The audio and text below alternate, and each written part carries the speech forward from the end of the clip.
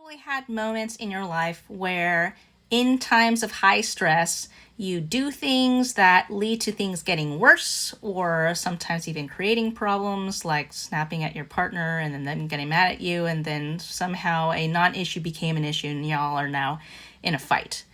Well, part of the reason for that is because all the useful skills and tips that we learn about how to take care of ourselves or to set good boundaries or how to do relationships well are stored in the part of our brain, namely the prefrontal cortex. That's the part of the brain that shuts down when you pass a certain stress threshold.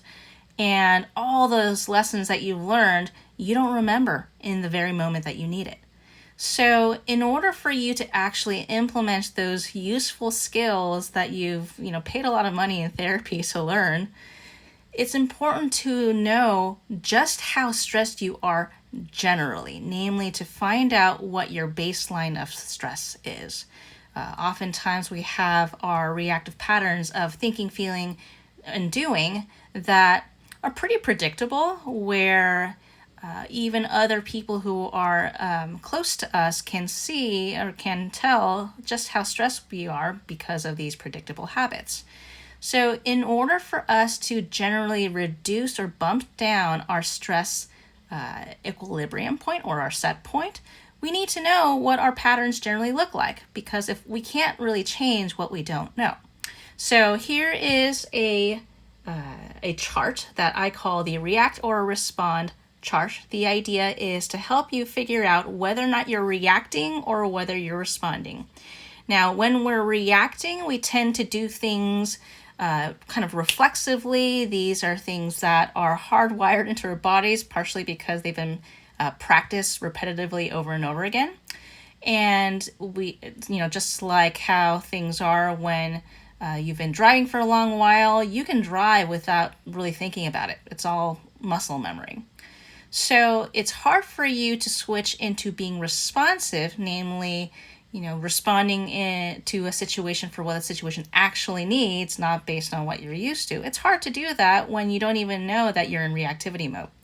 So this chart kind of helps to identify what some of those patterns are for you. So, for example, these are kind of 3 zones based on different stress levels. Let's say on a scale of 1 to 10, we gauge what stress level you're at and what behaviors, what emotions, what thoughts that tend to show up based on how stressed you are. So, just as an example, for me, when I'm doing pretty well, I tend to socialize with a lot of people. I love interacting with others, learning new things, reading books, being in my hammock, making lots of arts and crafts type of stuff.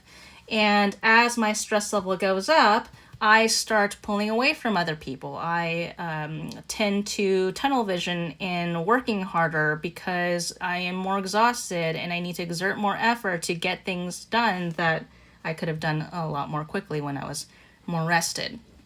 And, being more irritable means that I'm more likely to kind of snap at other people or get into fights and all.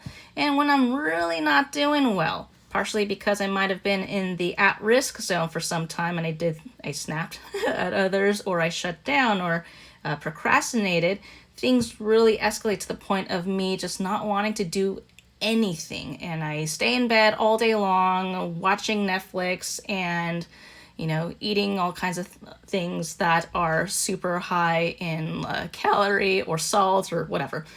And I'm doing more and more decisions the more stressed I am that actually end up reinforcing more stress. On an emotional level, when I'm pretty grounded and safe, I feel super creative, energized, hopeful about things, excited, looking forward to different events or hanging out with people. And at the at-risk zone, I tend to be more irritable, impatient, frustrated, more rigid. I am less spontaneous. Going into the danger zone is when I might feel things like despair or feeling that I can never do things well or things are always going wrong. That kind of feeds into the different thought patterns I have about myself, about others, about the world. And a lot of these patterns kind of tend to reinforce each other, even though we are pretty consistent in what we tend to do. A lot of these thought patterns or a lot of these dynamics can actually be teased out more and more. So it might be like splitting hairs, in trying to discern between thinking, feeling, or doing, because they are very much interconnected.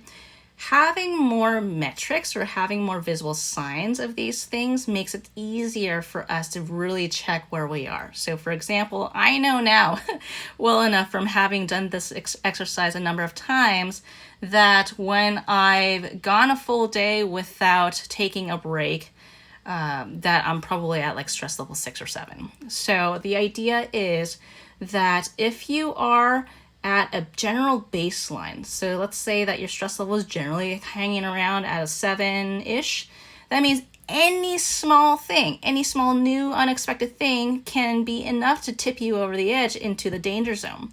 Meaning the closer we are to these edges, the more reactive we are, and that kind of sends us into like a cascade of all these different negative feedback loops. So I have a copy of this chart that you can easily download. You can check the comments for the link itself. And I kind of invite you to fill out each of these boxes so you can better get an idea of what you're really like. Now, you may find that some of these rows or boxes are hard to fill out, and that kind of might give you a clue as to what your autopilot might look like. The last column here informs us about different self-care activities that we can do. Down in the green box, that will probably be things that we naturally enjoy doing, our hobbies and whatnot, or the people that we tend to connect with.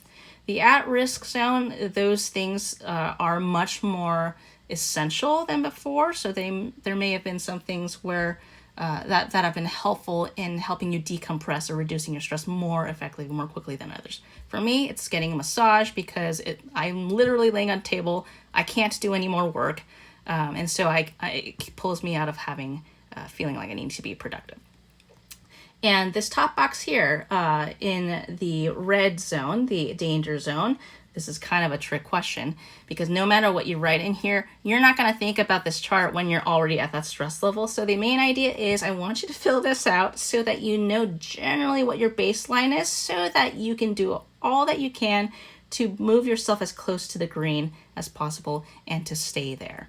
Again, if we are reacting, then we often make decisions that make things worse or generate problems from nothing. And when we are responsive, then we can respond in ways that, lead to us decompressing our stress. So either case, there are these mutually reinforcing cycles. So reactor response chart, I want you to check them out and hope this is useful for you.